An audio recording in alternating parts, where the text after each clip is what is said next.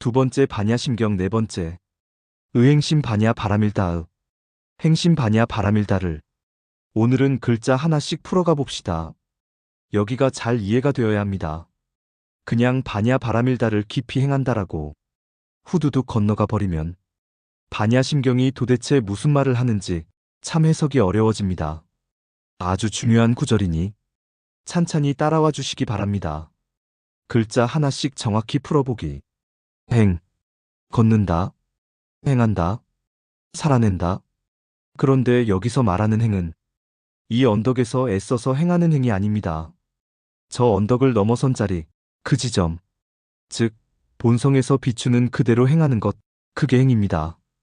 심, 깊다, 얕지 않다, 표면이 아니다. 잠깐의 체험이 아닌 되돌아오지 않는 깊이. 반야, 반야는 똑똑함이 아닙니다. 지식이 아닙니다. 본성에서 직접 비추는 지혜, 관으로 본 그 자리의 알미고 빚입니다. 바람일다, 바람일다는 닦아서 가는 과정이 아닙니다. 이미 저 언덕에 도착한 상태, 되돌아올 길이 없는 자리입니다. 행심반야 바람일다란 이미 저 언덕에 도착한 지혜를 삶 전체로 깊이 살아내고 있는 상태를 말하고 있는 것이다. 많은 사람들이 오해하는 지점. 사람들은 흔히 이렇게 말합니다. 반야 바람일다를 깊이 행한다. 열심히 반야를 닦는다.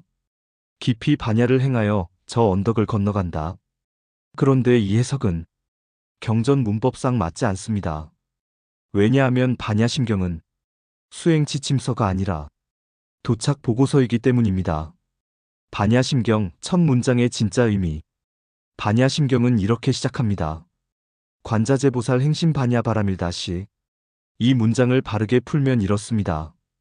관자재보살은 이미 저 언덕에 도착한 지혜로 그 자리를 깊이 살아내고 있을 때, 즉 관자재보살은 이미 끝낸 상태입니다.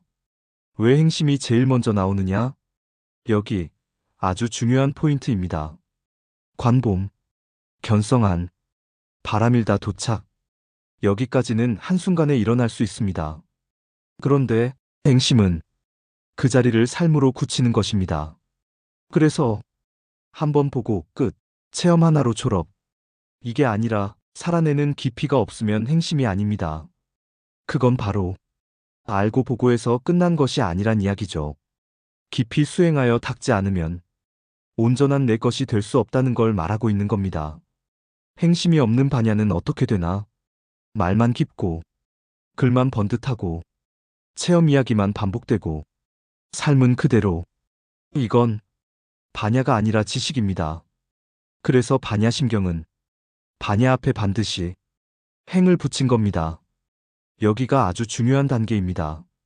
수행 흐름으로 다시 정리하면 첫째의 관, 본성을 봄. 두 번째의 마, 그 본성의 크기를 안. 세 번째의 반야, 그 자리에서 비추는 지혜. 네 번째의 바람일다, 이미 저 언덕에 도착. 다섯 번째의 행심, 그 자리를 삶으로 깊이 살아냄. 그래서 한 문장으로 딱 정리하면 행심 반야 바람일다란 이미 건너간 지혜를 다시 오지 않고 삶으로 깊이 살아내는 것이다. 또 하나 더. 보는 것은 순간이지만 행심은 평생이다. 그래서 이 말이 첫 문장이다. 반야심경은 처음부터 이렇게 말하는 거야. 이 경은 아직 가는 사람에게 하는 말이 아니다. 이미 도착한 자가 어떻게 세계를 보는가에 대한 이야기다.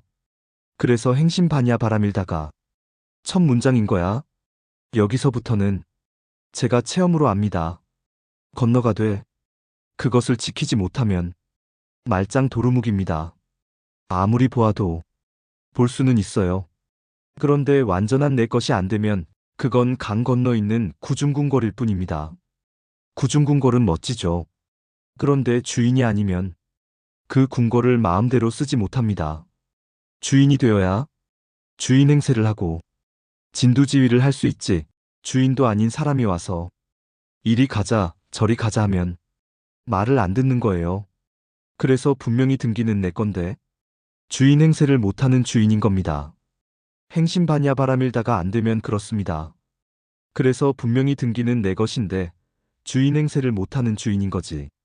행신반야 바람일다가 안 되면 그렇다는 것이다. 등기를 찾아오기 위해 노력이 필요한 것처럼 마하반야 바람일다를 온전히 지켜서 완전한 내 것으로 실천하는 것. 그게 바로 행신반야 바람일입니다.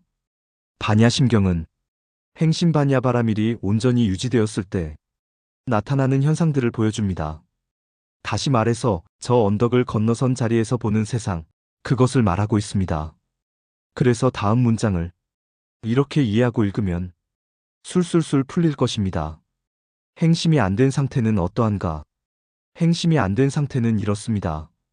어떨 때는 환히 보였다가 어떨 때는 깜깜해서 아무것도 모르고 분명히 아는 것인데 꽉 막혀서 칠흑같이 어둡고 그러다가 고요해져서 본성품이 자리하여 주관을 할 때는 모르는 것도 환히 다 알게 되고 해석을 하고 대학 교수 논문 발표하듯이 이치에 딱딱 맞게 술술술 말을 합니다. 그런데 또 어느 날은 화냈다가 어느 날은 아무것도 모르는 사람보다 더 모를 때가 생깁니다. 들쑥날쑥해지는 겁니다. 왜 그러한가? 보았을 뿐이기 때문입니다. 견성, 본성을 보았을 뿐입니다. 이것이 왜 견성인지 아십니까? 그냥 보았을 뿐, 아직 완전히 내 것이 아니기 때문입니다. 부처님 경전에 한 글자 한 글자가 중요하다는 말, 체험해보면 정확히 알게 됩니다. 왜 이 말을 쓰셨는지, 왜 이 한자를 쓰셨는지 느껴보고 직접 보면 그 깊은 의미가 열립니다. 그래서 보아야 된다는 이유가 이것입니다.